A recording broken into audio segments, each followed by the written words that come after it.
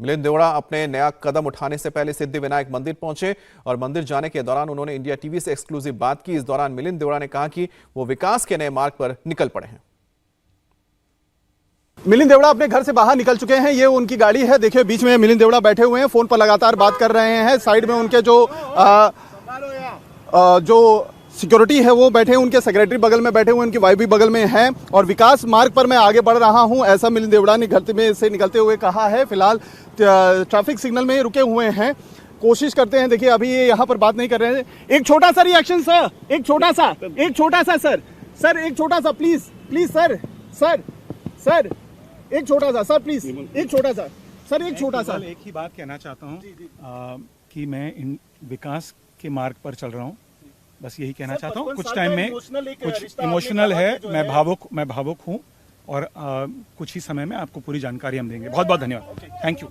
तो ये देखिए Milind Deora exclusively India TV से इन्होंने कहा कि वो विकास के मार्ग पर आगे बढ़ चुके हैं और उन्हें इस बात का दुख है कि 55 साल का जो रिश्ता था कांग्रेस से वो फिलहाल टूट गया है।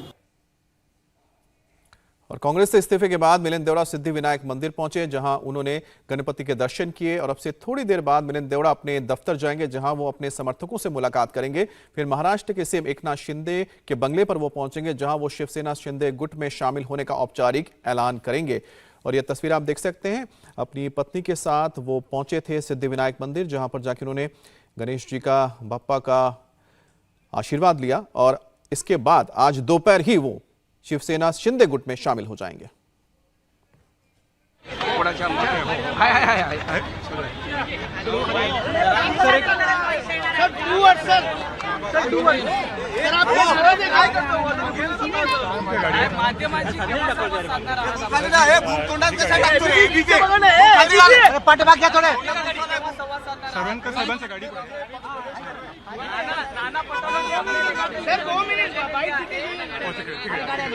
Thank you.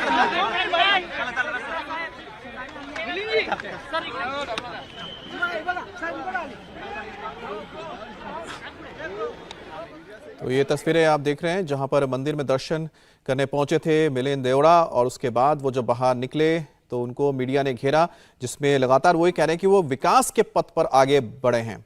राहुल की न्याय यात्रा से ठीक पहले मिलिंद देवड़ा का इस्तीफा कांग्रेस के लिए काफी झटका है और इसको लेकर कांग्रेस बौखलाई हुई है। कांग्रेस प्रवक्ता जयराम रमेश ने मिलिंद देवड़ा के इस्तीफे के लिए बीजेपी को जिम्मेदार ठहराया। जयराम रमेश ने कहा कि इसकी टाइमिंग के पीछे पीएम मोदी का हाथ है। साथ ही उन्होंने मिलिंद देवड़ा के पिता मुरली देवड़ा को याद किया और कहा कि मुरली देवड़ा ने कभी भी कांग्रेस का साथ नहीं छोड़ा।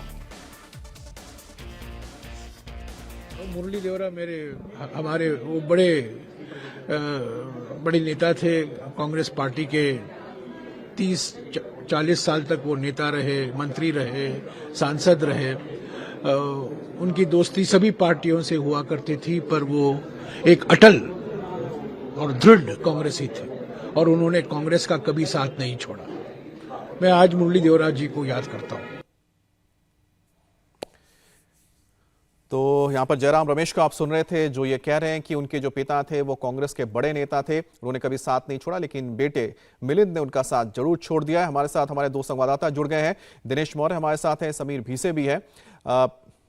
दिनेश, जिस तरह से टाइमिंग की बात जयराम रमेश भी कर रहे हैं और जो नजर भी आ रहा है, ठीक न्याय यात्रा जिस दिन शुरुआत हो रही है उस दिन ये इस्तीफा आना क्या संकेत देता है कांग्रेस के लिए खास तौर पे? देखिए, कांग्रेस इसे भले ही अपनी न्याय यात्रा से जोड़ रही हो, लेकिन मिलिंद देवड़ा लंबे समय से इस दिन का इंतजार कर रहे थे। भले ही उन्होंने आज का दिन चुना हो, देखिए लेकिन वो काफी लंबे समय से वो बातचीत कर रहे थे शिंदे सेना से। जब से कांग्रेस ने ठाकरे से हाथ मिलाया है 2019 में, तभी से वो मुखर होकर जो है इस गठबंधन का विरोध कर रहे थे। कांग्रेस की जो विचारधारा है सेकुलरिज्म की कथित तौर पर, उसको कॉम्प्रोमाइज करने का आरोप वो लगाते रहे। और इतना ही नहीं, इन पिछले 4 वर्षों में लगातार ठाकरे सेना किस तरह से दक्षिण मुंबई में जो कांग्रेस का गढ़ रही है लंबे समय तक, वहां पर किस तरह से कांग्रेस को कमजोर कर रही है, इस तरह की वो दलील दे रहे थे, लेकिन उनकी कभी कोई बात नहीं सुनी गई। और इस पूरे जो दुख था, तकलीफ थी मिलिंद देवड़ा की, उसमें आखिरी कील उस समय लगी जब कांग्रेस ने तय कर लिया कि इस सीट से जो है ठाकरे सेना को उम्मीदवारी दी जाएगी। सबसे पहले इंडिया टीवी ने ही शुक्रवार को यह बताया था कि मिलिंद देवड़ा नाराज, उन्हें बड़ा झटका लग रहा है इस सीट से को लेकर, और हमारी खबर के 48 घंटे बाद ही मिलिंद देवरा इस तरह से इस्तीफा दे देते हैं। तो लगातार हम मिलिंद देवरा जिस तरह से उनका पॉलिटिकल जो कार्यकाम रहा है, उसके अलावा खासतौर पिछले 10 वर्षों में मिलिंद देवरा लगातार ये कहते रहे कि दिनेश, कई बार हमारी आपसे बातचीत हुई जिसमें आप लगातार ये जिक्र किए थे कि किस तरह से मिलिंद देवरा नाराज चल रहे हैं और खास तौर पे दक्षिण मुंबई सीट को लेकर जो खींचतान चल रही थी वो भी जग जाहिर है। लेकिन समीर, जो मिलिंद देवरा शिंदे गुट में शामिल होने जा रहे हैं, उनकी उसमें क्या भूमिका रहेगी, क्या जगह मिल सकती है उन्हें? बिल्कुल, मिलिंद देवरा जब शामिल होने वाले एकनाथ शिंदे गुट में, तो जाहिर है उनको साउथ बॉम्बे यानी कि दक्षिण मुंबई की जो लोकसभा की सीट है वो उन्हें दी जा सकती है, क्योंकि एकनाथ शिंदे के पास फिलहाल जो स्ट्रांग कैंडिडेट चाहिए वो उनके पास अभी मौजूदा स्थिति में नजर नहीं आता। ऐसे में तीनों जो पार्टी से यानी अजित पवार का गुट, बीजेपी और एकनाथ शिंदे, ऐसे में एकनाथ शिंदे के पास ये सीट जानी, क्योंकि अगर हम देखें पारंपरिक रूप से तो साउथ बॉम्बे हमेशा शिवसेना के पास रही है। अब चूंकि शिवसेना एकनाथ शिंदे है तो ऐसे में उनके पास ये सीट जानी है। अभी मौजूदा स्थिति में यहाँ के सांसद अरविंद सावंत है, लेकिन वो उद्धव ठाकरे गुट में है। तो ऐसे में कि स्ट्रांग कैंडिडेट की जरूरत एकनाथ शिंदे को है और मिलिंद देवरा उस जरूरत को पूरा करते नजर आते हैं। लेकिन एक अलग सी तस्वीर अगर हम अपने दर्शकों को बिल्कुल दिखा दें कि जिस मुंबई प्रदेश कांग्रेस में कभी वो अध्यक्ष के तौर पर भी मिलिंद देवरा रहे हैं, उनकी तस्वीरें आज भी होर्डिंग्स पे नजर आती हैं। एक तस्वीर हम दिखा दें कि कुछ दिनों पहले ही जब यहाँ पे कार्यक्रम हुआ था, उस वक्त अभी भी महाराष्ट्र कांग्रेस के बड़े नेताओं की कतार में मिलिंद देवरा का जो नंबर है 10वें स्थान पे हमें एक होर्डिंग में नजर आता है। लेकिन शायद उन्हें राजनीतिक, समीर, उनकी जो राजनीति है या फिर उनको लगता है कि उनकी जो आगे की राजनीति है शायद वो कांग्रेस से बेहतर शिंदे गुट में जाकर या फिर एनडीए के साथ जाकर ही आगे चल पाएगी, और इस वजह से शायद उन्होंने ये फैसला लिया होगा। बहरहाल एक बार वो ज्वाइन करते हैं तो उनके क्या स्टेटमेंट आते हैं उसको हम जरूर सुनेंगे। आप दोनों नजर बनाए रखें इस बड़ी खबर पर।